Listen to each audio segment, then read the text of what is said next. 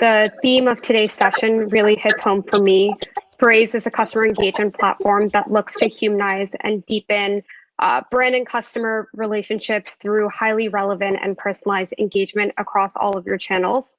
My team specifically at Braze functions essentially as an internal consultancy where we're constantly talking to customers across verticals and advising on strategy. And for however long it seems as if we've been in this pandemic and adjusted to this, new normal, I find that most companies are still really hungry to understand what others are doing and adjust to all of the changes we've seen. I'm sure everyone on this webinar today has joined other webinars and has read plenty of articles that surround today's theme of customer engagement during a pandemic. But what I'm really excited for about today's session is that we're bringing together the minds across multiple consumer-facing industries touching retail and e-commerce, including gaming, QSR, and food and beverage. So with that, I want to go ahead and get started. I know Amy did a brief round of intros, but really quickly, Aisha, Ram, and Kerry, would love to hear from each of you on what you specifically do and your team specifically does at your respective companies. And Aisha, I see you're right below me on this panel grid, so I'll pass it over to you.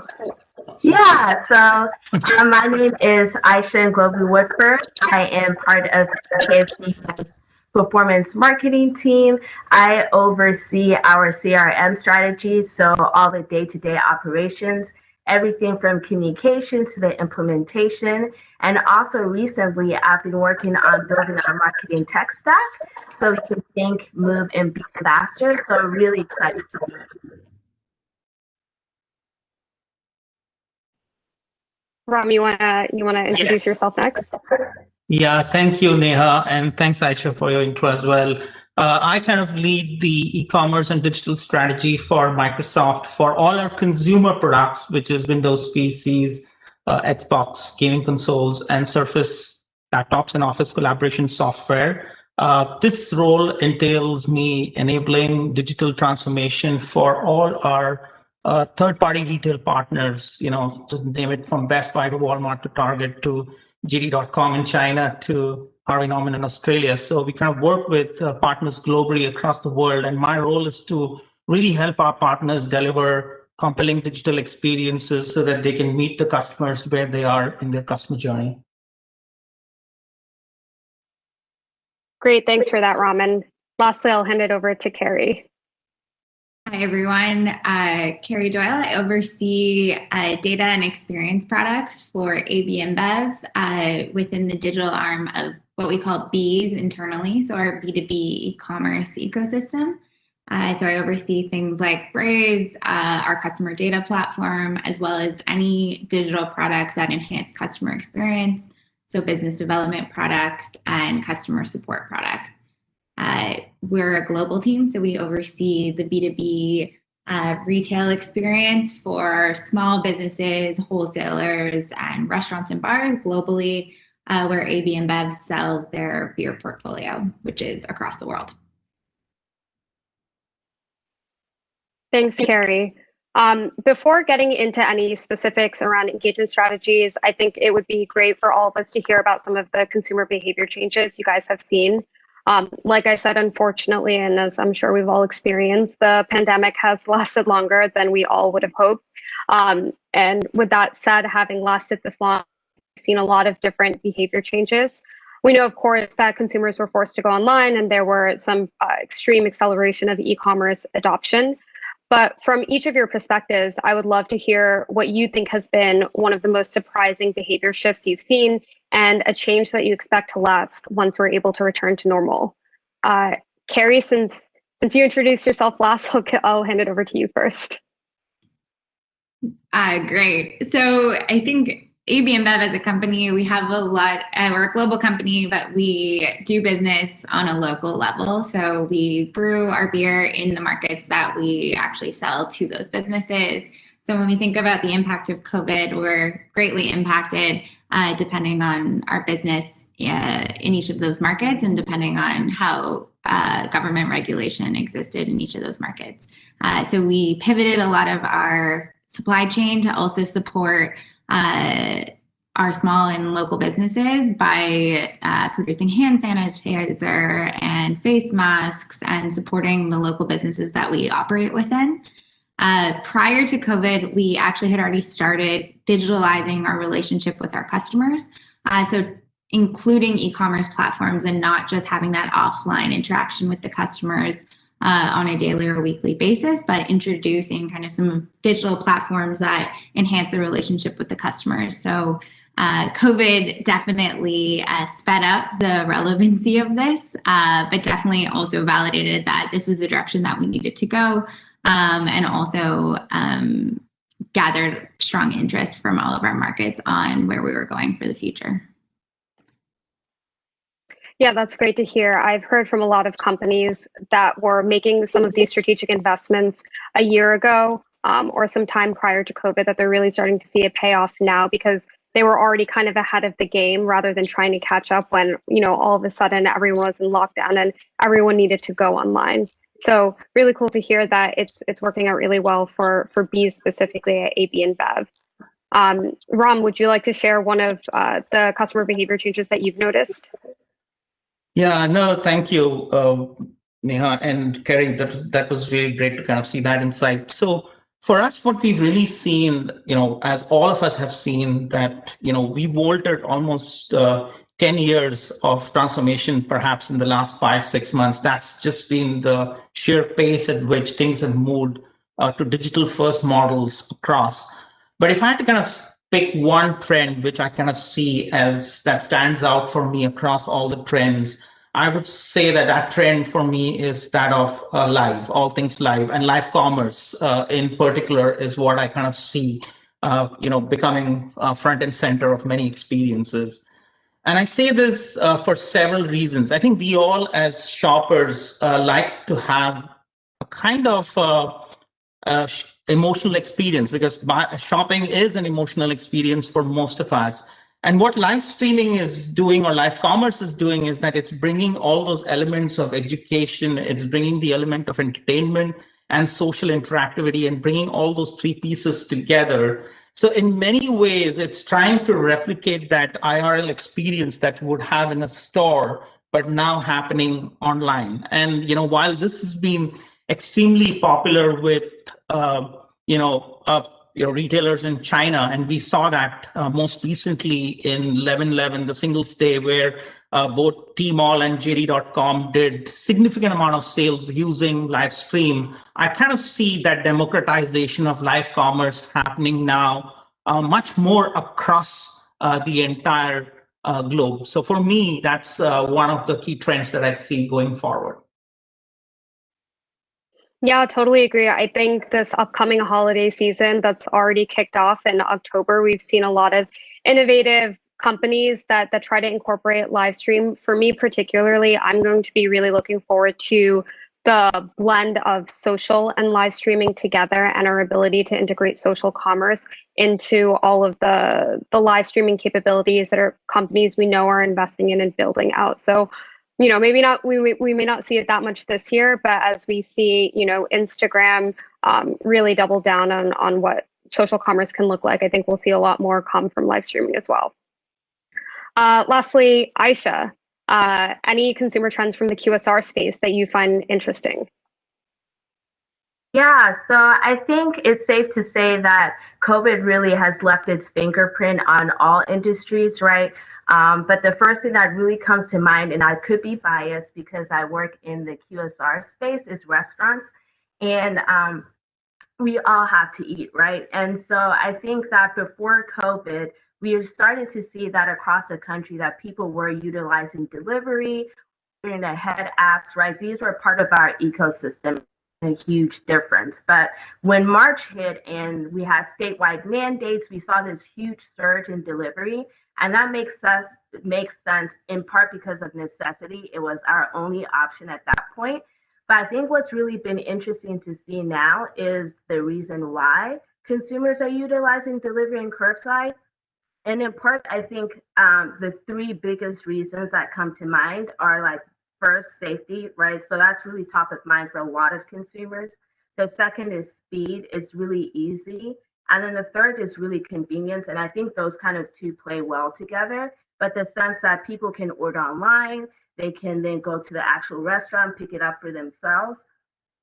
So I think the why and the shift in the behavior has been really interesting to see, because delivery was already there, but it's now just this change in behavior and the mindset as to why consumers are really adopting this widespread.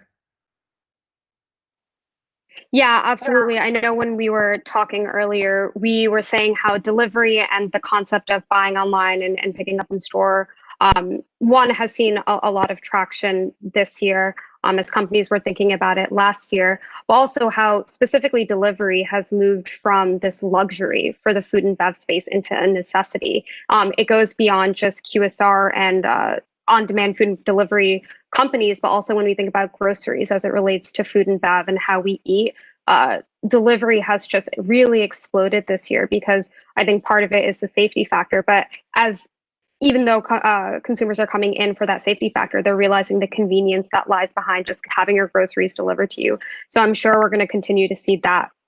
I also think that leads really nicely into the next question I wanted to ask you of how do you think these changes will shape your respective industries for the next 5 to 10 years? I know we've kind of touched on it a little bit, but just really thinking far out on how these specific changes that we are starting to see implemented this year, what do you think that long-term effect will be? Aisha, I'll turn it back over to you to answer this. Yeah, so beforehand, delivery and curbside, like I was saying, that they were there, but they were secondary to the actual physical location of restaurants. So a lot of brands, we were trying to drive in-store visits. We're really trying to activate and optimize that experience. And so now with this huge shift for delivery and curbside, I really think that they've both, like, in a sense, they're going to be sustained, but I think they've also made their mark in the daily sales mix of a lot of brands. So beforehand, delivery and curbside perhaps made 15% of an overall daily sales mix. And now we're seeing 40 to 60%, which is a huge jump from where we were beforehand. And so I think consumers have really embraced that as an experience. But I also think with that and the introduction of that, the physical footprint of restaurants is going to be much smaller. I don't see people rushing back to dine in. Obviously, a lot of people are going to be super apprehensive. That makes sense. And then I think there's this opportunity to really optimize the drive-through space and trying to mimic that same human interaction we would have in the restaurant with the actual drive-through. But then at the same time, I don't necessarily see restaurants being fully eradicated. I still think there's something that's really human about this socialization around food. So I think it's still going to be there, but I think it's going to be interesting how brands optimize that to how can we bring personalization into these different avenues where we don't, necessarily rely on restaurants anymore. Yeah, that's really interesting. I actually, when you say that, I think back to the trend that we're seeing in the food delivery space of ghost kitchens.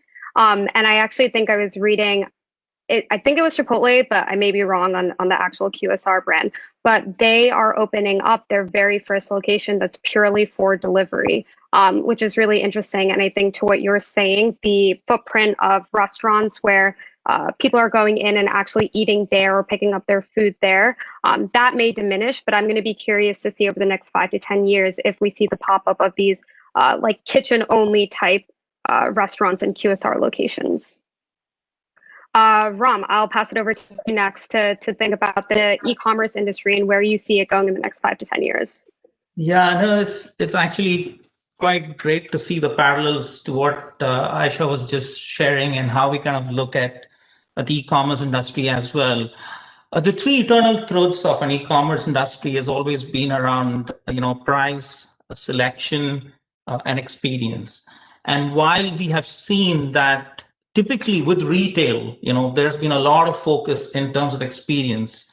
The e-commerce players have focused much more, I would say, on price and selection. So it go to the best site in the world, you will see that there is easy discovery of price and there's a wide assortment from a selection perspective. But experience is one area where I think we will see a huge pivotal shift in terms of how brands are going to rethink or reimagine their experiences. And this is where I think, the power of tech, especially in terms of leveraging AI and machine learning, in terms of personalizing those experiences and getting to hyper-personal experiences becomes really possible. So I think finally there's really an opportunity for us, even in all things marketing, to kind of rethink of how to make marketing useful to end consumers and make it easy for consumers to buy using the power of AI and ML. So I kind of see that happening as we foresee in the future. Yeah, absolutely. I know with, again, I go back to some of the social commerce that we've seen with Facebook and Shopify partnering and Shopify's Shop app. I know I personally have bought significantly more because the Shopify integration just makes it one click, and I probably bought too much stuff that I don't need. But I think that frictionless process is really a tool that every e-commerce and retail company should be considering when they're thinking about their online experience. Last but not least, Kerry, really curious to hear from your point of view, especially coming from a B2B2C business right now. Yeah, absolutely. Previously, before my role at AB, I was in the consumer world, but in the B2B world, I think previously the notion was that you didn't need to invest as much in digital or personalization or engagement products in a B2B landscape as much as you would, for example, in a consumer or B2C landscape. What we're actually seeing, especially as we're growing and expanding a lot of our digital presence in these markets, is it's not just about the product that you're giving to your customers in a B2B landscape, but it's, are you digitalizing your relationship across every customer touch point? So are you investing in really strong customer support services? Are you investing in empowering your business development reps with products that are plugged in and up to date on what's going on in your customer base? Are you investing in your logistics products and logistics services that then feed into that customer experience? So it's not just about kind of the B2B e-commerce model. And the example I always give my teams are, if our customers can flip between ordering a pizza on Domino's and knowing exactly when their pizza's in the oven and when it's getting delivered, well, that level and that expectation when they jump into our application to purchase for their business should have that same level of expectation. So the bar is now higher in the B2B customer world, but also you need to think about your entire supply chain and that entire relationship, not just the selling product as well.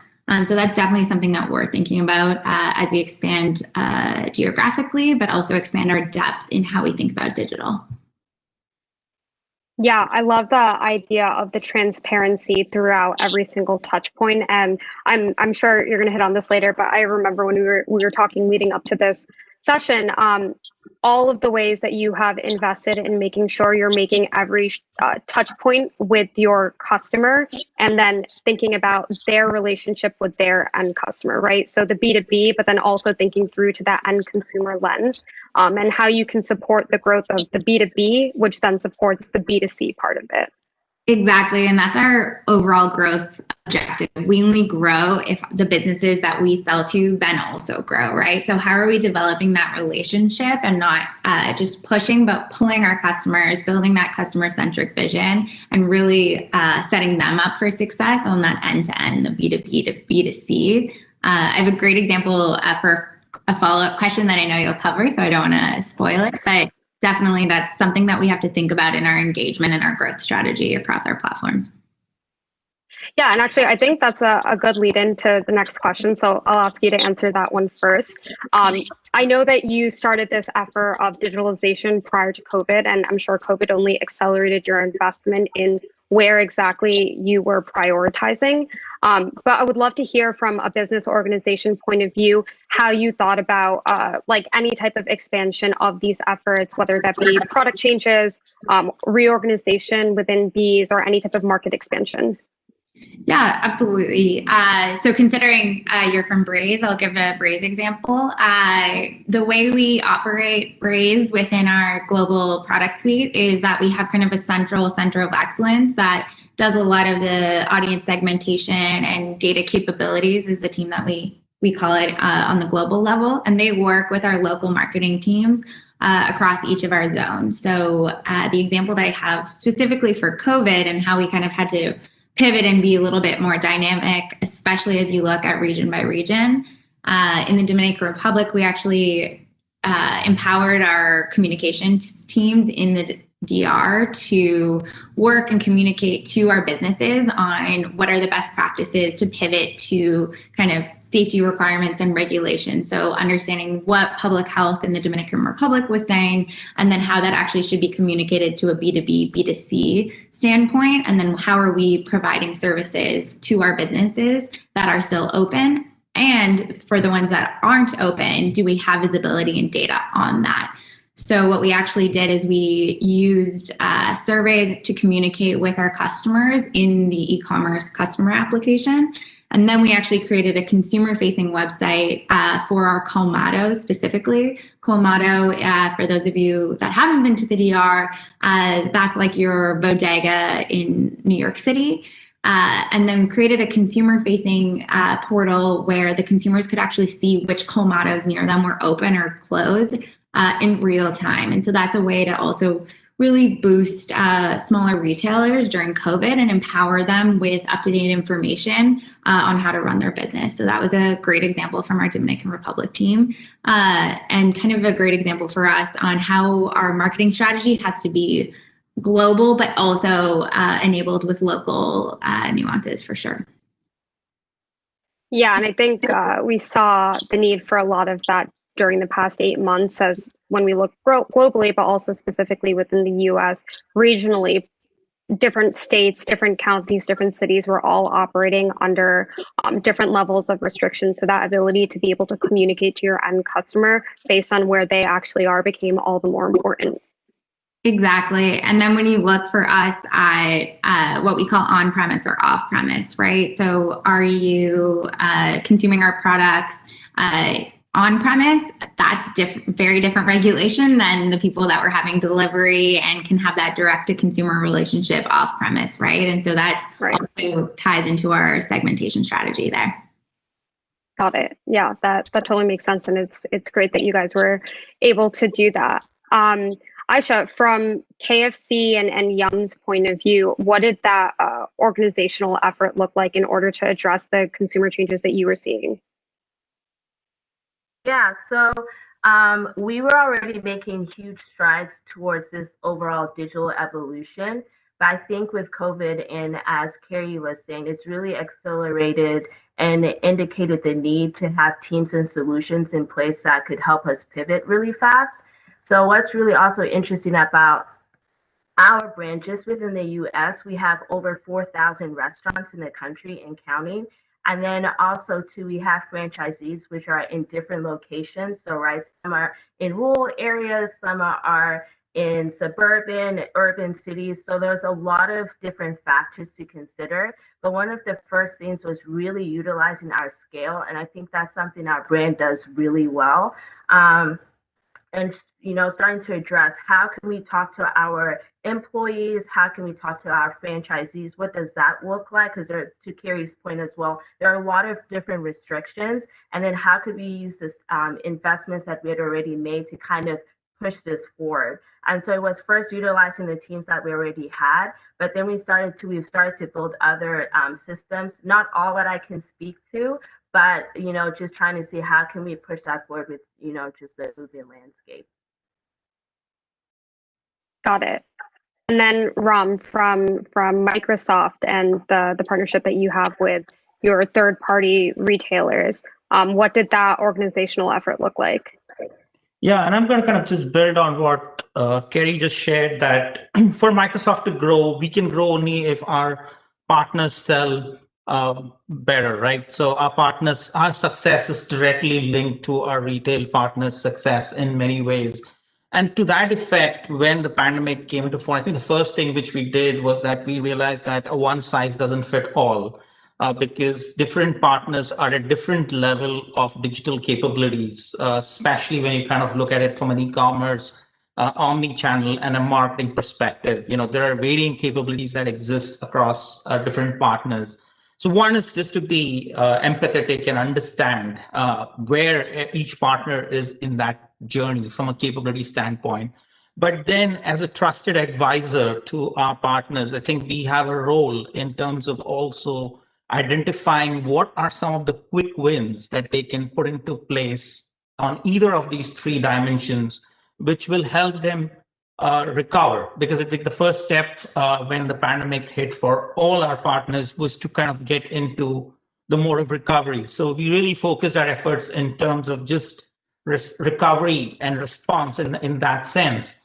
And notably, I think the one big area where there was a lot of focus for us was how do we keep our training engine going, especially given that everything has moved away from physical events where you would bring all the retail stuff together. So we had to kind of completely pivot ourselves to a virtual training model. And in fact, we had also to kind of help our teams with our retailers to pivot to things like virtual advisory and consultation online, as opposed to physical one-to-one interactions that consumers would have in store, which means that they have to embrace new skills and new ways of doing things. So that's at a very high level. It's looking at our partners' capability, making sure identifying the quick wins based on the capabilities, and then really embracing this digital first approach in all things we do, especially on the people side and all things physical. That was really the key focus. I love the idea of recover and then shock, recovery, and then reimagine. I think I shared what I do at Braze, where we operate as an internal consulting team, and a lot of what we do is we meet with our existing customers to advise on their strategy, and that sounds exactly like what we did when the COVID hit and the pandemic hit and we all went into lockdown. It was immediately thinking, how can we support our existing customers going into, based on what they need, how do we prioritize for their goals, their objectives, their challenges? And now we're kind of 8 months in. We know that this is the new normal. How do we think a year out, 2 years out in terms of the investments they need to make and the strategies that they want to set, so that we can start to see what success looks like based on what their goals and KPIs are.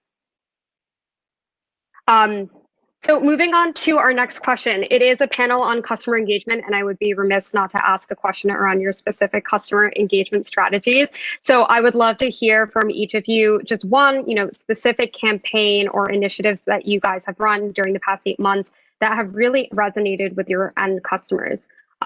Kerry, I'll turn it over to you. Yeah, so I mentioned the COVID examples, but I think another really interesting campaign that's come out of our markets is in some of our segments, our customer base might not necessarily be a digital first consumer, right? So we're doing a lot of kind of teaching best practices, teaching digital adoption to our customer side, since they're not typically digital first, or maybe they are digital first, but they're not used to kind of the e-commerce digital behavior. They might kind of be a YouTube consumer, but not for their business operations. So moving digitally for us, requires a huge change management of our local markets and how we operate, but also it is a shift for our customers and how they do business with us, but also empowers them. So we have the ability to also kind of coach them, teach them about best practices for running their own businesses, and enable kind of a more personalized approach. So a lot of our local markets have been doing a lot of video tutorials, educational onboarding, that is used not only for our internal operations teams, but also for our customers, and empowering them. So we're able to set up loyalty programs that are personalized to our customers based on their preferences and their retail experience, and the segment that they fall in. And the local teams kind of work one-to-one with those customers to redefine how we do our segmentation strategy now that we're moving digitally, but B, empower and teach how moving to a digital sell model enables that their other touch points with us can become more of a relationship management rather than a transactional experience. So we do a lot of YouTube partnerships and videos, but also a lot of in-app education, guiding customers wherever they are on their journey with us.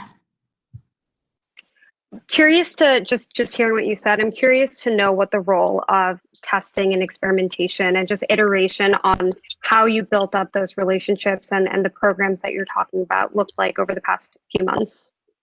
Yeah, absolutely. So testing is its own beast within our organization. So within the product side, we have kind of an experimentation council and framework on how we think about experimentation across our products. And then on the local level, with our different marketing and communications teams, we're constantly testing what creative works well, what resonates with our customer bases, what segmentation strategy we should have based on markets, and then kind of bubbling that up to have kind of like cross-market optimization. So once we have defined a segment that does resonate or an engagement scoring metric that we want to leverage across zones, that is something that we then bubble up from the global data team to translate to different markets. So it's definitely kind of a top-down and bottom-up approach, leveraging and understanding kind of the behavior of each of our markets. Each of our markets operates slightly differently, but also our customers' digital adoption is different. Self-service and digital capabilities is also different in each of our markets. So those are things that we have to adapt and learn and understand our customer base. Got it. And then Ram, from Microsoft's point of view, what was something that you guys ran or partnered with your third-party vendors that you saw success with? Yeah, I think there were many firsts that we had to do, but I think just keeping in line with our consumers, many consumers started shopping online for the first time, and it can be pretty daunting and challenging. Just think of buying a PC, and when you search for laptops, getting a search results page which is full of PCs on that page, it can be quite overwhelming for many shoppers. And this, just cut to a retail store environment where you have a retail pro assisting you to actually make that purchase by answering a few easy to answer questions. So one of the things which we did was to really create what's called as a help me choose experience, where we could really create easy to answer questions which consumers could answer, and then use the power of AI to help narrow down choices and help consumers come down from the large list of choices and narrow it down to a few PCs which are best suited to the need. And then, I think combine that with the next step, if you can really want to kind of bring an idea of a video consult, that makes it even more interesting, with some of our partners like Best Buy have done, where you actually have a person which is available online by appointment to even have a discussion with you to really understand whatever you have chosen, and making it much more, giving you a little more detail and confidence for you to really purchase that product. So helping solve for choice paralysis has been one of the key things that we have really focused during this period of time. Yeah, absolutely. And I can imagine that for brands and products and companies that are selling high value products or more complex products like electronics, it's really important to have that ability. I know sometimes I go to some electronic website and I'm looking for a general product, and then I see 50 different things and I get really overwhelmed and I just X out of everything. Or I open 50 tabs and then never read any of the tabs and then just forget about even buying it. It can be really overwhelming. So I think it goes back to what you were saying earlier, that frictionless process and getting the consumer from getting to the page to actually making that purchase or comfortable with choosing a product is something that retailers should really be thinking about during this time period. And then Aisha, last but not least, from the QSR space, what has been a specific customer engagement strategy or campaign that you've run that you've seen a lot of success with? Yeah, so I think high level, something that we were really trying to hone in during this time is transparency. I think we can all agree that when it comes to your food, you really want to know kind of what's going on with that.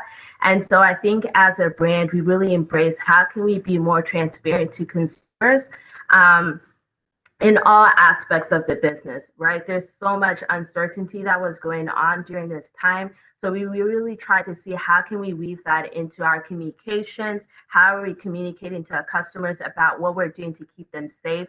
The measurements that we're taking in regards to the restaurant equipment, how we're keeping their food safe, just all the general measurements that we're doing. And we saw that consumers were really engaging with that, which also indicated that people had a lot of uncertainty. They didn't know what's going on. They want to know that we're a brand that they can trust.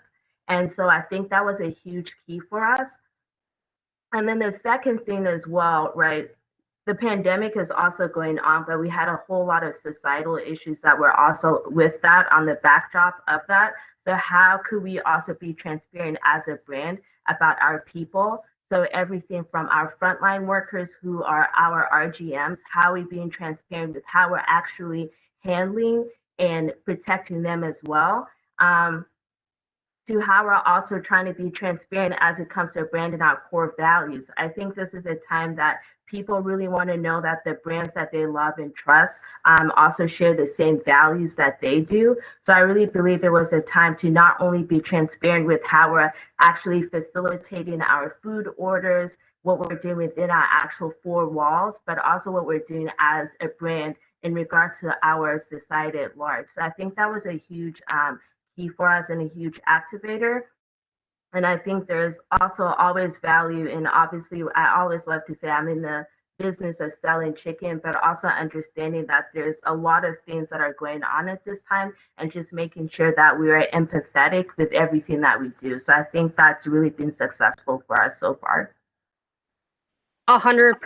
Messaging users about making an additional product when it seems like there's a lot going on outside the door is a little bit tone deaf. And it brings me back. Braze actually recently released a retail report where we partnered to create a consumer survey. And what the results of that survey showed were really interesting. And I think something that we've seen over the years that consumers want to be shopping with brands that they can feel good about. They want those brands' beliefs to, one, be public facing, and two, they want it to align with their own personal beliefs. And I think with the rise of purchasing power of Gen Z and millennials who are a little bit pickier and will not be afraid to abandon a brand if they don't agree and they feel like their personal beliefs aren't in alignment, it's really important for brands not to just be reactive where something is going on and therefore you feel the need to tell your consumers your stance, but be proactive.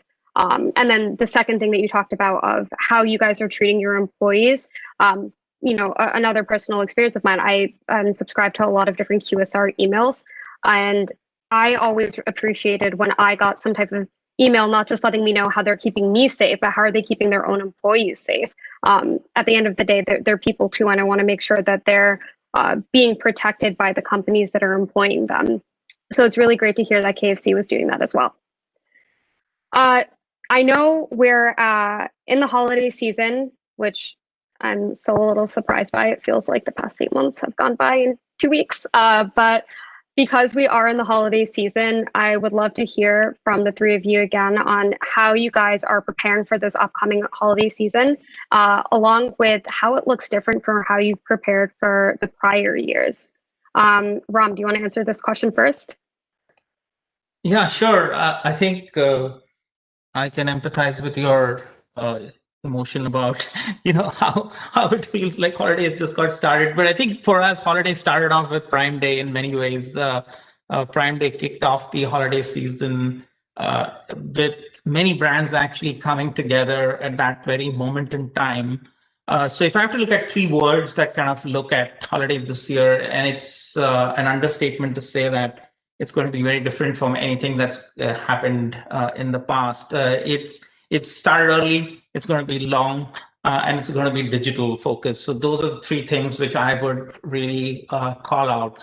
And I think in many ways, if you look at it, there are two ways to look at this. One is to look at it from the consumer standpoint. From a consumer standpoint, everybody wants to really, get their favorite gift or item during the holiday, and to that extent, I think this has helped because what you have challenges with the traffic that you can get in stores. So by making the entire deals longer. You kind of spread out the entire experience for shoppers rather than having everybody crowd at the store at some point in time. It's also kind of helping solve for supply chain peaks that you would have experienced if you had everything happen at one moment in time.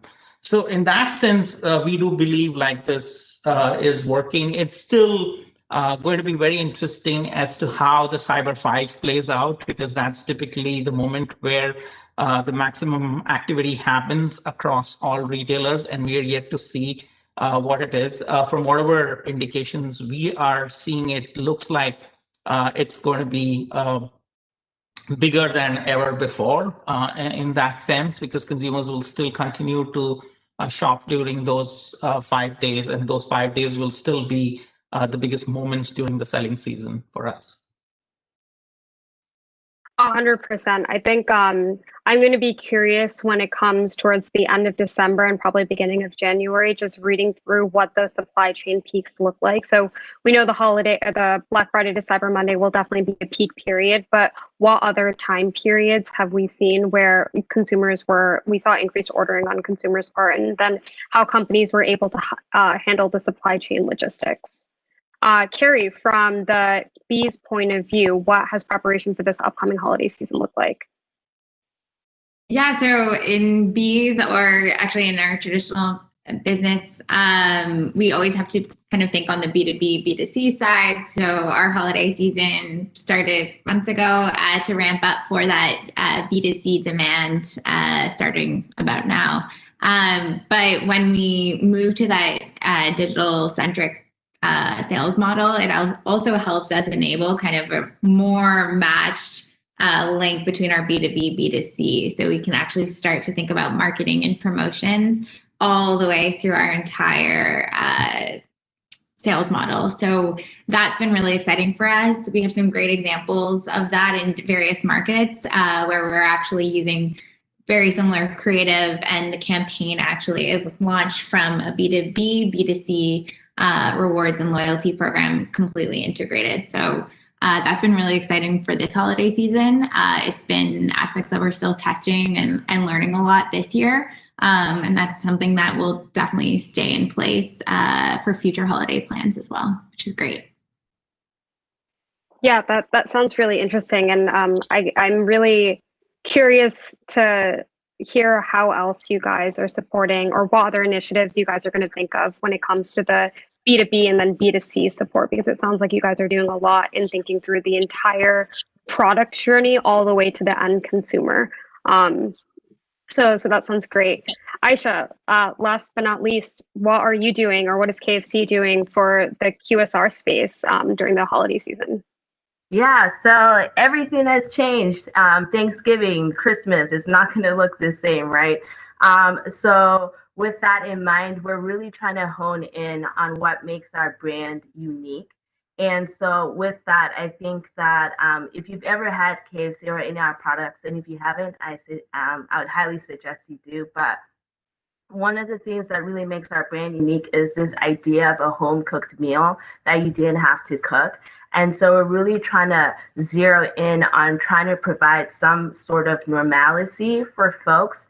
And so honing in that in this comfort piece, knowing that there's so much chaos going on, and trying to utilize this, empathy, this comfort, and also utilizing our digital investments to present, access points that are easier, right? So we're trying to do that and merge the two, if you will, marry the two, so that people still have this sense of, this feels sort of like the holiday season, right?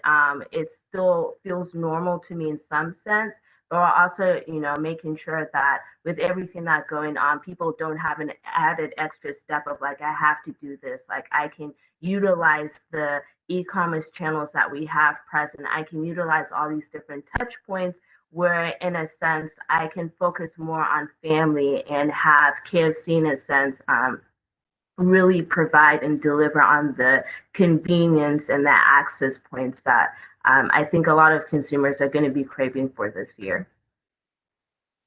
Right. So going exactly to the point that we made earlier of convenience being just a top priority, both from, what you guys are able to do now, but also what investments do you need to make that convenience factor that much easier and that much more accessible to your end consumers? For sure. So I think we have like 10-ish minutes left in the session. I'm going to turn over to some Q&A that we got, and one that I find really interesting because I think it touches on all of your individual industries. Are you guys exploring local sports marketing opportunities? And I would even broaden that to think to start asking about esports. I know that that's been huge up and coming industry for the past few years. COVID has just, again, accelerated that quite significantly. And there's been a lot of partnerships with retail e-commerce brands, food and bev brands, CPG brands, and esports and sports marketing in general. So don't know if any of you guys have an answer off the top of your head, but I'll just kind of throw it out there. And if the first person wants to answer, that would be great.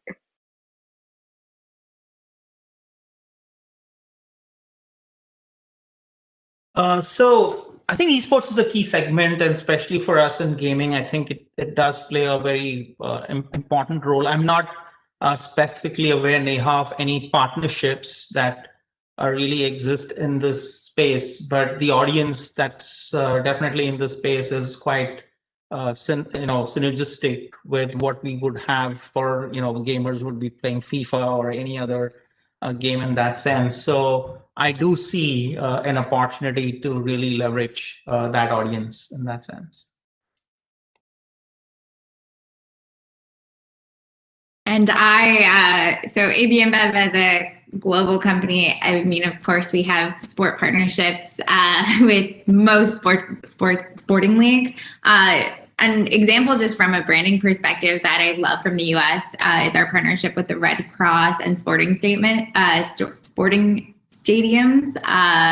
So what we did is Anheuser-Busch and Budweiser partnered specifically with the Red Cross to change a lot of sporting stadiums into blood centers and blood donation clinics, which I think is a really great example of promoting a brand, but also partnering for a really great cause. That's just some example that I've loved coming out of this experience. And then in terms of just like resonating with our audiences through sports, definitely in the B2B space, we've done a lot of partnerships with sports teams to incentivize customers through our loyalty programs with different leagues, depending on the market. Obviously, different sports teams resonate with our customer bases. But I don't have a specific example from a customer engagement aspect, and someone from our global marketing team would probably do a better job at answering this question. But there's the Budweiser example is something that I just, as a consumer, really resonated with. Yeah, I always love seeing the specific like liquor and sports partnerships and a lot of the creative that goes behind it. I think they're always just really fun campaigns that are really good for just brand awareness. Yeah, I think sports in general and gaming specifically, they have some of the most like captured audiences, or I should say engaged audiences.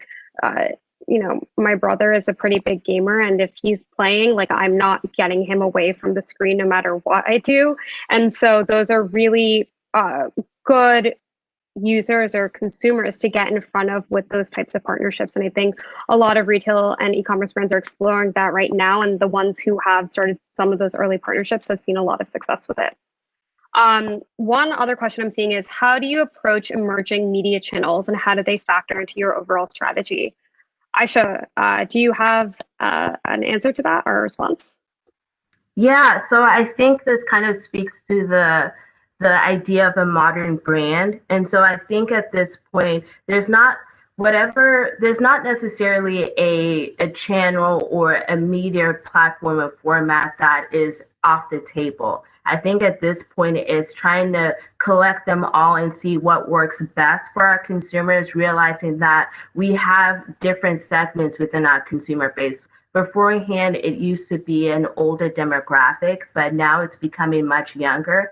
And so there are obviously different formats, different platforms that serve better for a younger audience. So I think it's really becoming strategic with identifying what works and then segmenting based on that. I don't think it necessarily means to just totally exclude one platform, but understanding that you're speaking to multiple people. So how can I start to create those one-to-one communications with what I do have and utilizing those channels, opposed to trying to stick to one that necessarily doesn't fit all. So I think that's the beauty of digital, right? Like acquiring all the channels that make sense and utilizing them and speaking to the consumers who are already on that platform. Yeah, 100%. I mean, again, coming from a lot of the conversations I've had with our customers that are using Braze, it really comes back to the fundamentals of how can I send the right message to the right person on the right channel, knowing that not all of your end customers are going to engage the same exact way. I think being open to new channels, new media channels as they pop up are really important. Something that we're seeing a lot of interest and intrigue in is SMS, and how can we use that as not only just a transactional channel, but truly a life cycle marketing channel to deepen what those customer relationships look like. Yeah, and the only piece I would add there, Neha, is that this is where I think we can truly leverage the power of test, learn, and scale.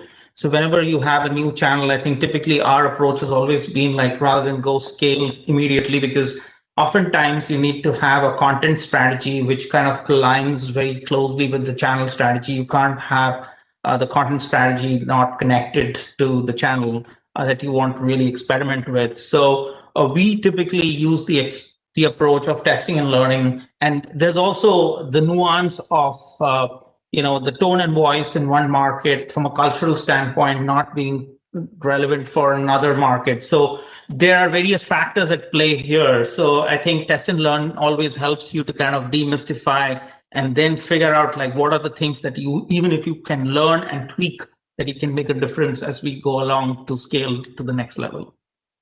Yeah, 100%. I'm the biggest advocate of testing and experimentation and iteration. I think the most successful companies that I've seen are just constantly, one, trying to set a new baseline for themselves, but two, how can we beat that baseline? And what does that look like, not just from a single channel point of view, but from a multi-channel point of view, and then the integration of all of those together to really try to achieve whatever their business goal or objective is. I do have some other questions, but I see Amy just popped up. So I think we may be out of time here. You are out of time, but I think it's a great conversation. If you think that you have something that we can just fit in really quickly, I'm happy to, to hear everybody's answers. But otherwise, I think, social media is great for testing and learning and iterating, and also for continuing really good conversations like this. So. Neha, I'll turn it back to you to just see what you think around a final question. I think one interesting question to hear from all of you guys is from, as we're talking about testing and experimentation, just from like a metrics and KPIs point of view, what you guys are using to measure success, and has it changed during the COVID time period? Kerry, do you want to answer first? I think in terms of, for us, we look at digital engagement in many different components, and we're lucky enough that we have a transaction. So a lot of kind of our campaigns specifically are not just on the click-through rate, but also on the actual conversion. Previously, I came from a media space where you don't have that luxury. So it's nice to be in the B2B world and really have kind of the entire customer life cycle. And in addition to that, actually really high digital engagement, the highest I've seen in my career, at least, because our customers are so engaged, because we are so relevant to their day-to-day business. So that's been really interesting to see just in general within this, within Bee's launch. Pre and post COVID, not exactly. I mean, we do a lot of engagement scoring of our audience. We're constantly looking at what resonates well on what channels. But in terms of our experimentation, it hasn't exactly shifted, but we are kind of measuring and looking at more touch points. So are we incorporating our customer satisfaction KPIs into our engagement scoring and looking at things holistically rather than just that conversion sale? Because there's some leading indicators on what happened and why that conversion didn't occur if you start looking at other customer touch points. Got it. Ram, any quick insights on the way you guys measure success? No, I just say that what Kerry said was spot on. I think we got to kind of take a full funnel marketing approach to event metrics as much as we kind of look at it to targeting customers. So while we are always focused at conversions as the key metric, I think it's important to make sure that there's enough focus on engagement, especially when you're kind of targeting digital first consumers who are going to have that first time experience on digital. So there's enough and more, I would say, import that we need to place on how are we solving for things like stress and friction being eliminated as a part of the experience, as much as we are solving for the end outcome, which is sales. So a good balance there is what I would really recommend as marketeers. Oftentimes we are under pressure with performance marketing to be much more driven in terms of outcomes. But I think this is where we can actually bring a sense of balance and make sure that there is a good balance between engagement metrics and performance metrics. Yeah. Oh, sorry, go ahead, Aisha. No, I was just going to say I echo really what Ram and Kerry said. The only thing that I would add to that and is like looking at the customer journey holistically. And I think one of the biggest things for us has been looking at churn to see how many people are coming, first timers, and then leaving. I think that also tells a lot about the overall experience. So we've really been trying to identify that and drill down as to what's really making customers leave. And I think, with digital, we're really able to do so. So I think that's one of the biggest things that we've been trying to do this time. Yeah, I really echo the sentiment of the holistic view. I recently helped release a guide from Braze. It's all about measurement, and it outlines 4 different stages of measurement. And in that last final stage, I think one of the most key things is to have both the macro and the micro view. So the macro is what you're exactly talking about. What does the holistic customer experience, journey, and engagement look like? And what does that look like from a data point of view? And then based on the trends that you guys are seeing, how can you double click into any one of those to really drill down to understand what is causing those changes at that macro level?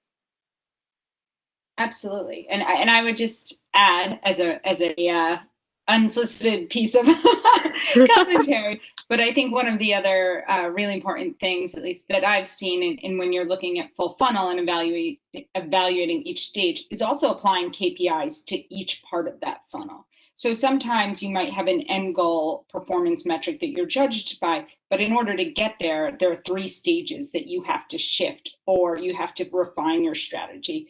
And I think to be able to show improvement for the entirety of the funnel is also being able to show, well, at awareness, we did have a 5% increase in impressions or whatever it is. So being able to say that that end goal is being reached, but maybe in stages, or that things are interdependent, and being able to show movement along those has been a really helpful part of it. But thank you.